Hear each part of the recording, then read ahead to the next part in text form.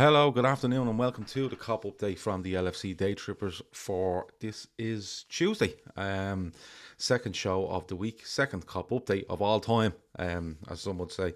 But loads and loads to get through in the next half an hour or so, with regards to stuff on the pitch, off the pitch, transfer stuff, quotes here and quotes there, and all sorts of stuff going on. But I'm going to start with something that Garrett McDonald has put up here, and I'll just put up on the screen for you. He says, "Afternoon, folks. Rumours are rife that there's yet more COVID cases at Liverpool's training ground. Thursday's game in the Carabao Cup could be in doubt."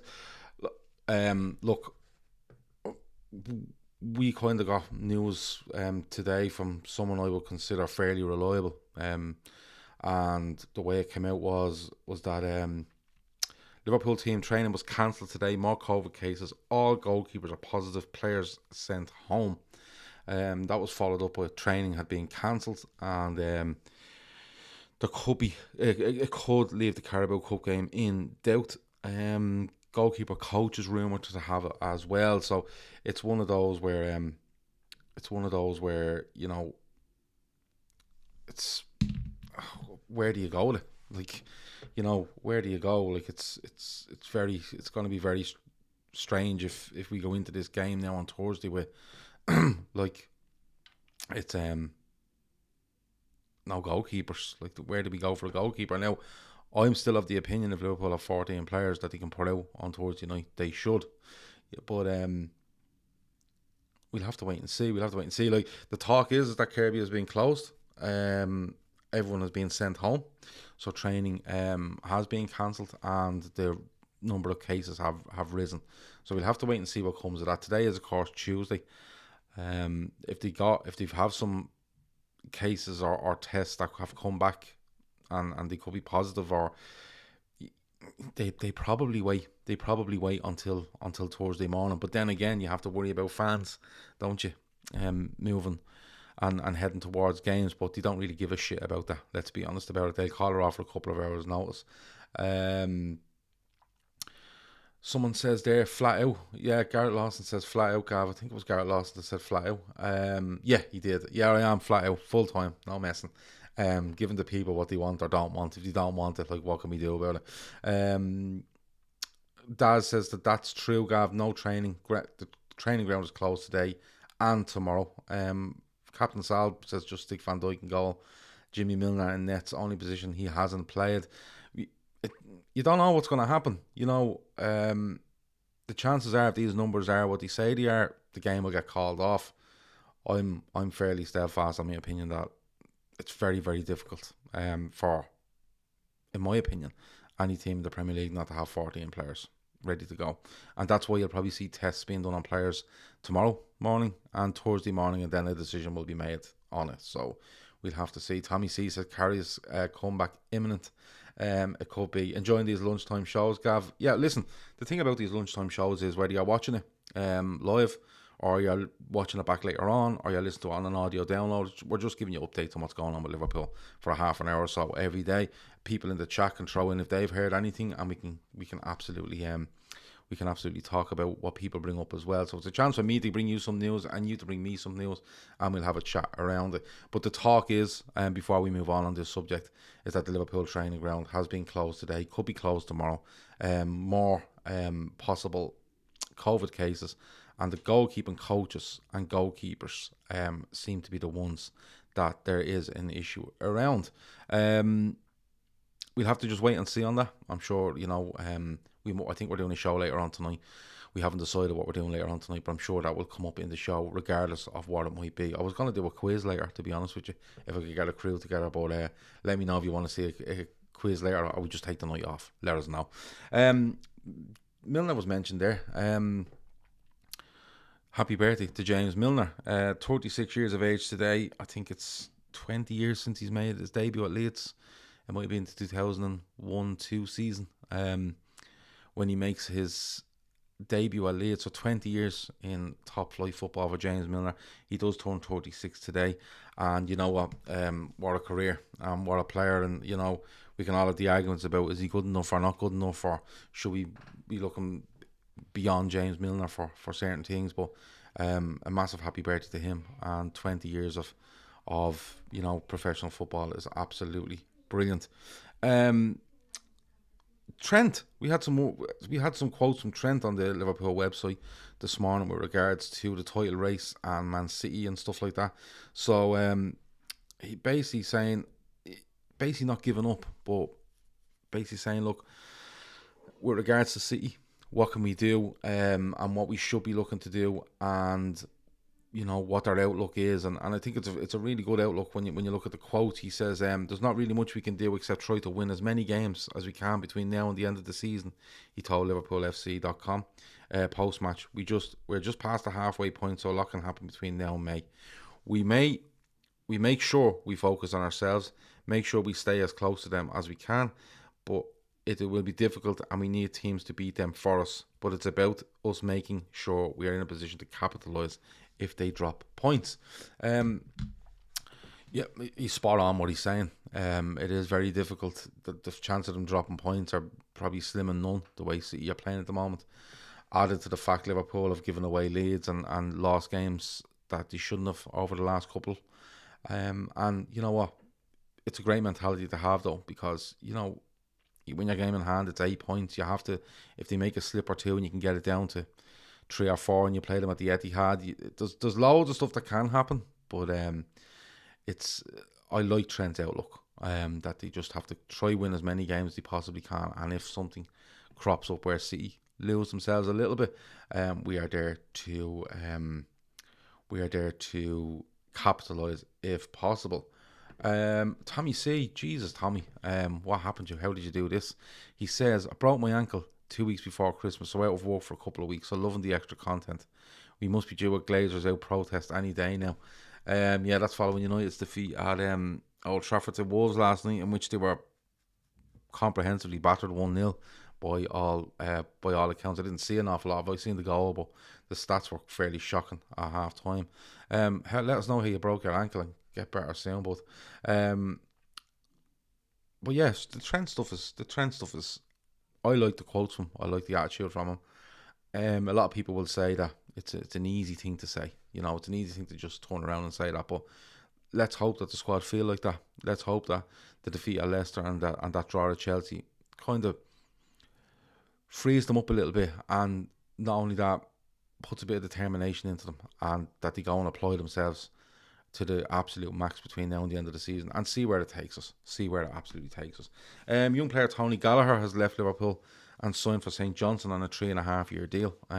He's been at Liverpool about 4 years, and I read earlier he was being linked to United and Barcelona before he signed for Liverpool, but he has gone back. He's gone back to Scotland and signed for St Johnstone on a 3.5-year deal, so we wish him all the best. It's not really first team news, but it is a transfer out of Liverpool nonetheless. But best of luck to him. And St Johnstone made a couple of signings over the last couple of days, so they're obviously looking to either try to get away from where they are in the league. I think they're bottom of the Scottish Premier League, or else they're planning for next year where they can have a good goal to get back up there. But Tony Gallagher has left the club and gone to St Johnstone. One little thing on Naby Keita. Nacional, the Spanish publication, have linked Naby Keita with a move away from Liverpool to Barcelona in the summer. The talk in this piece is that Klopp is willing to let Keita leave at the end of the season, and Barcelona have put themselves in pole position. Barcelona is a strange one, isn't it? Like, they've signed Ferran Torres, and you have, I think it was Juan Laporta coming out and saying, we're back in business, and we're back in big transfers. And then the next thing you're looking and you're saying to yourself that they have to clear salaries and clear players out so they can play Ferran Torres. It's a weird one. This is going to light things up if Naby Keita is being linked away, because Naby Keita, along with one or two others, is like a major talking point in the Liverpool squad, whether you're pro Naby Keita, anti Naby Keita, neutral on Naby Keita. But he's being linked. G10 said he would drive him to the airport. James Benyon says, seeing the stuff about the COVID outbreak at Kirby, Arsenal and Shrewsbury games in big danger of being forfeited. Well, they won't be forfeited. No one has forfeited a game because of COVID. So I can't see that happening. I get where you're coming from on the cup games, where there might be an issue, but the league game or the FA Cup, the League Cup I can see where you're coming from. The FA Cup I can't. So it's one of those we'll have to wait and see. But the Naby Keita stuff is interesting. You know, it's not talking about a January transfer, it's talking about a summer transfer, but you kind of have to take this stuff with a pinch of salt, especially when Barcelona are concerned, because they're sending out massive mixed signals as to where they are financially. You know, the Ferran Torres stuff, the fact that they spent 55 odd million euros, I think, on him, is a bit of a weird one where you stand back and go, where are they pulling that from? But at the same time, they can probably spend what they want, but they have to get back in within regulations for La Liga, and that's where their issue is.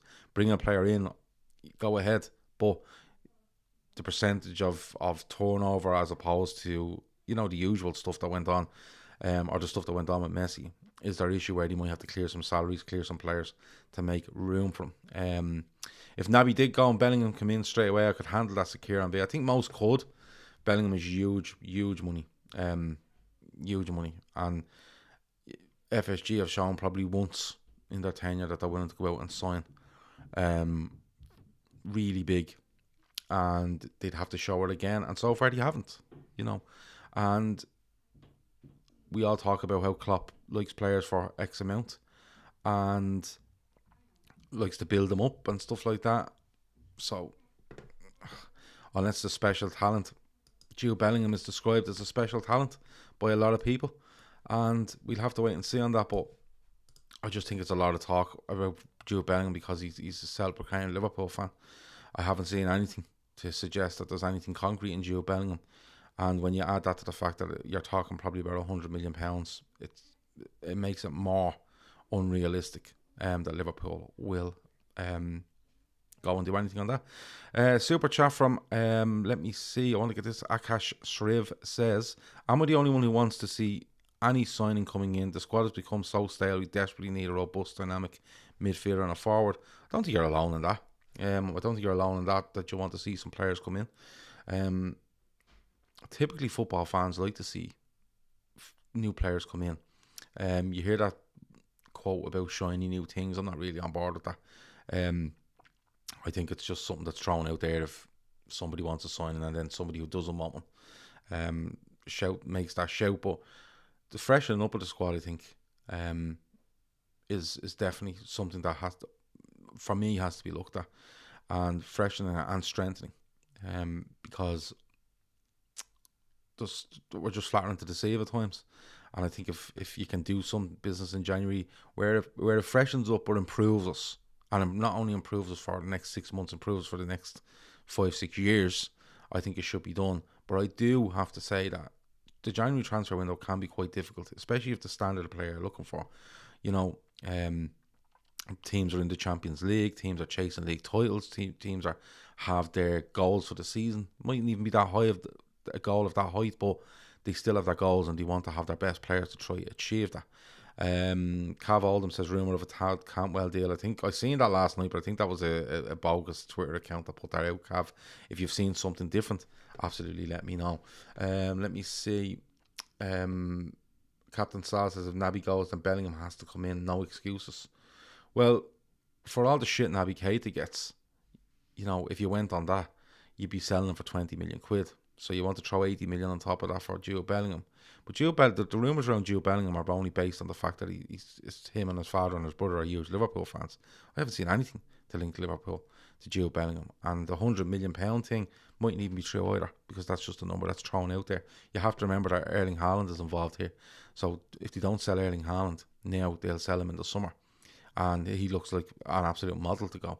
Are they willing to sell Jude Bellingham at the same time? Because Borussia Dortmund are still quite a big football team and have quite a big say in all this, you know, so they might want to do both of them. So I'd park Jude Bellingham for the moment, unless Liverpool were to just go out and literally land 100 million on their table, which at the moment I can't see happening. And not only that, if they land 100 million on their table, what else are they signing?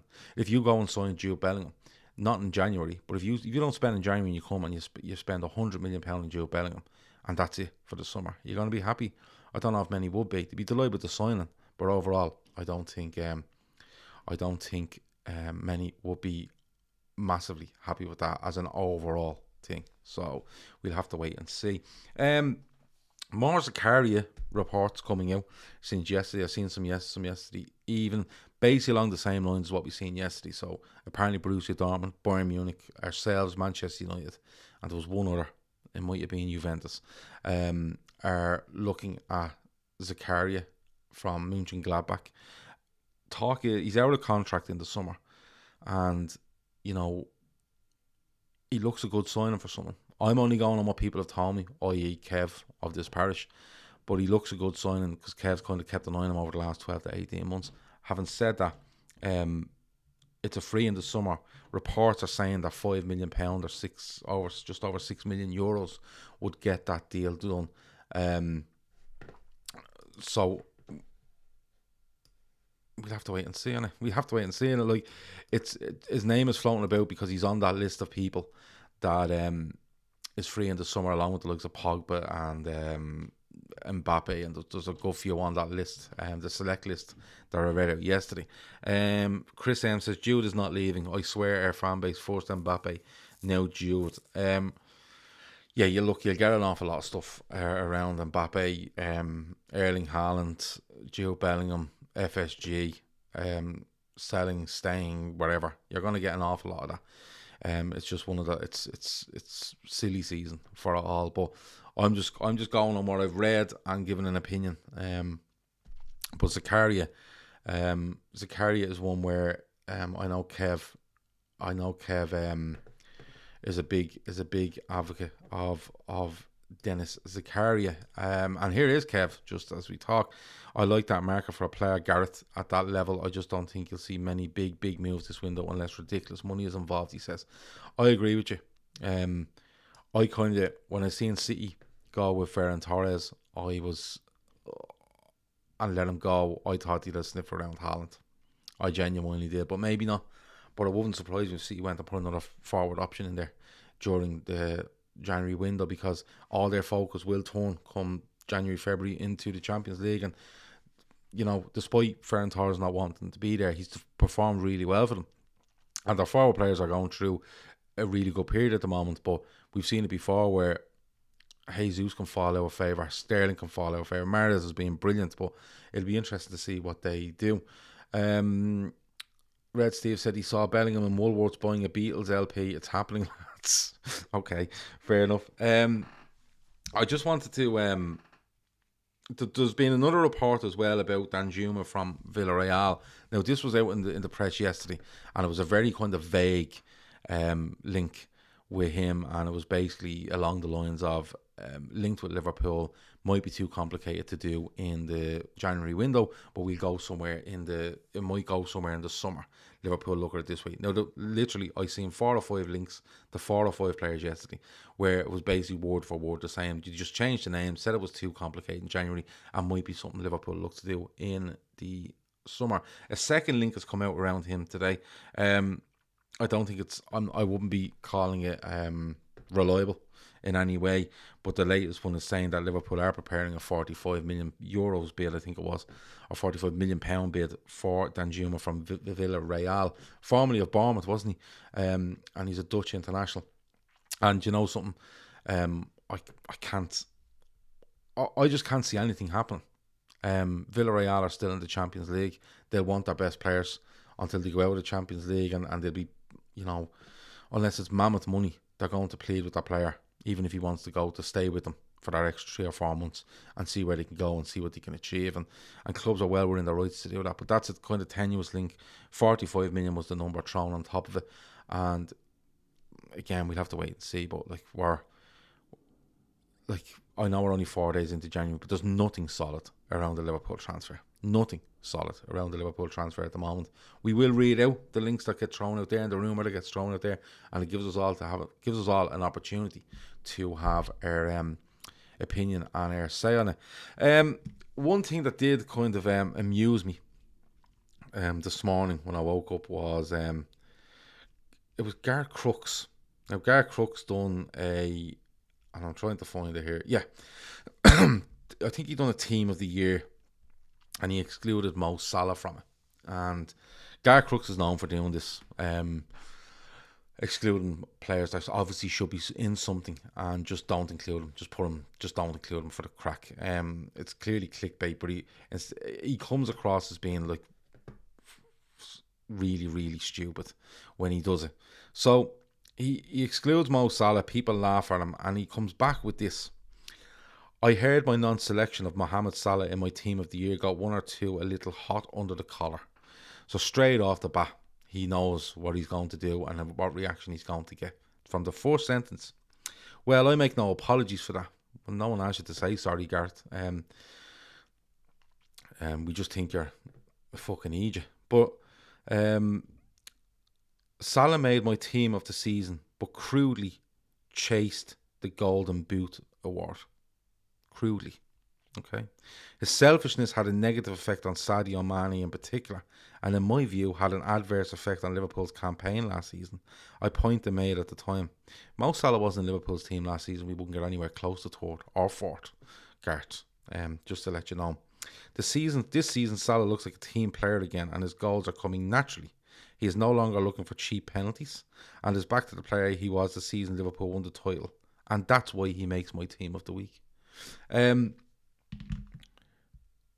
So basically, what Gareth is trying to say there is that I've not put him in the team just to annoy people. The fact that Salah more or less, dragged us to third in the league last season when fourth looked an absolute miracle at times. It was going to be a miracle at times. That's an issue for Gareth because Sadio Mane didn't look on form. And he's not looking for cheap pens anymore. When was he looking for cheap pens? And he looked back to a team player. He dragged his team last season, Gareth. And now he looks like the player he was when Liverpool won the title. He's better than the player he looked when Liverpool won the title. And he's had that since the start of 2021. So I don't know where he's going with this. I'm sorry for cursing at 2 o'clock in the afternoon, at 20 past 2 in the afternoon, but Gareth, you want to knock her on the head. People only look at your team of the week to laugh at you, to be perfectly honest with you.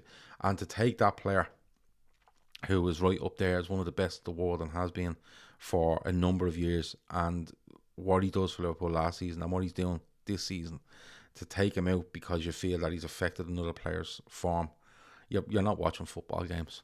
That's just my take from it. But it did make me laugh earlier on. It really did. If you're watching and you haven't liked, hit the like button. If you're not subscribed, hit subscribe. And if you can share this, absolutely share it. We're going to make it, as always, available as an audio download. So if you're listening on an audio download, make sure to hit the review button. Give us a 5-star review. It takes about a minute or two to do, and that would be a huge help to us. If anyone else has anything else they'd like to talk about in the next 5 minutes or so, absolutely throw it in there, and I'll try to get to it before I go. The rest of the week on the Daytrippers, I was going to try to do a quiz tonight. If I get a crew together, we'll do a quiz. If not, we'll take the night off. Tomorrow will be the midweek fix. Looking forward to the Arsenal game, which of course now looks like it might be in doubt, but we'll definitely do something on the midweek fix tomorrow. Thursday, once the game goes ahead, will be full-time Reds with me and Kev. And Friday, Kev and Chris will be back with Sports Unplugged. Will this be daily, Gav, says Emma Kavanagh? It will be daily, Monday to Friday. It will be daily. Garrett McDonald says he's a muppet trying to remain relevant. Emmett says he's a muppet. Chap hasn't a breeze. Only reason BBC still have him is for the clicks on his ridiculous teams of the week / year. Owen says, did you see about the Arsenal game, Gav? The only thing I've seen so far, Owen, is that there is issues with COVID at Liverpool's training ground.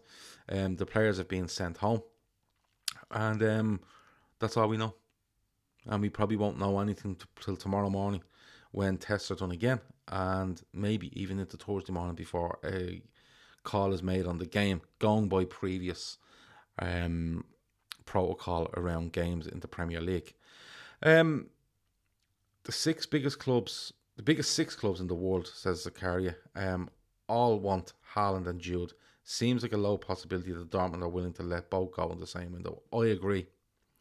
The only thing is, I think Dortmund are already preparing themselves for Haaland's departure. they could, possibly let Bellingham go with a replacement coming in. But again, it's one of those where nothing concrete is out there around Jude Bellingham. He's a Liverpool fan. That's it. There's nothing else concrete out there at the moment. Gav, do you think the high line and us not adapting in game will cost us games? The high line Liverpool have been really good at for the last real couple of seasons. I think wasn't it the 1920 season or maybe last season where we noticed that they'd gone even a step higher. They kind of really gone for it. But it won't work if you don't pressurise the football. If you give Premier League footballers, no matter what team they play for, if you give them time to get the ball down and get their head up and look with 35 to 40 yard space behind you, they'll hurt you. The whole idea of the press is to panic these players that mightn't be as good as you into making mistakes, and then you punish them with your quality. If you stand off them, there's no point. Drop back. If you want to stand off them, you have to drop back. And if you definitely want to stand off them in certain areas of the pitch, you need to have your midfield willing to do that. But when you have a high line and a midfield not willing to press or protect you, it hurts, and it really has kind of hurt us in the last couple of games, in my opinion. So it's one of those where if we apply ourselves, I keep saying it, if we apply ourselves and our intensity is there, I don't worry about a high line. But when we drop that application and we drop that intensity or that intent to go and press teams and then win the ball higher up, that's where I get a bit of a worry. Midfield is our current problem, says Alan C. I agree. It is our current problem, but we've had problems in defence and we've sorted them out. We've had problems up front last season and we sorted them out. And now we have a problem in midfield, and it's basically because of the availability of certain players and players coming in and not doing the job, but individually and as a unit for me. You can't just start we can't just start pointing at one player and saying it's all him. It's not. They work as a unit. They win as a unit. They use as a unit. And the thing is, like, you can have players that have bad days. You have two of the midfielders that are really good. He had an off day. Sometimes they're all really bad. Jay Winnan says, Gav, will this be going out as an audio platform? Yes, absolutely, Jay. I'll get it edited and out ASAP. It should be out there by 3:30 for you to listen to, if that's all right, Jay. Haaland is worth 170 million without a buyout clause. Well, the buyout clause is there, and the rumour is 75 million pounds this summer is the buyout clause. So there'd be a good few after that. There'd be good, unless he's absolutely nailed his colours to a certain mast. But at the moment, again, there seems to be a lot of trivial stuff around Erling Haaland. But I would imagine it's probably between Real Madrid and Manchester City for me. As much as Barcelona are making noise, I think it's Real Madrid or Manchester City. And if I was to put money on it, I think it might be Real Madrid. But you can't write off City when any of these things come up. If they want them, they can outspend more or less anyone. So it's one of those on Erling Haaland. I think that's about it for today. I've enjoyed that. I really have. 129 people watching, which is great. As I said, it'll be available on audio, and you can watch it back later, and you can put your comments underneath. Tell us what you want to talk about. Do you like the format? Do you not like the format? Tell us the good, the bad, and the indifferent, and we work hard to change it as much or as little as we have to. That's about it. We will talk to you soon. As I said, we might get a show together for later on. Keep an eye out. Keep your notifications on. If we do get a show together later on, we will let you know. And the rest of the week has loads of stuff coming, and this will be available Wednesday, Thursday, Friday as well. And don't forget, come into the chat Wednesday, Thursday, Friday, 2 p.m. I'll have bits to talk about that I've looked up and done a bit of research on. And if you have any things you want to talk about, you go and let me know too. Be good. Over now.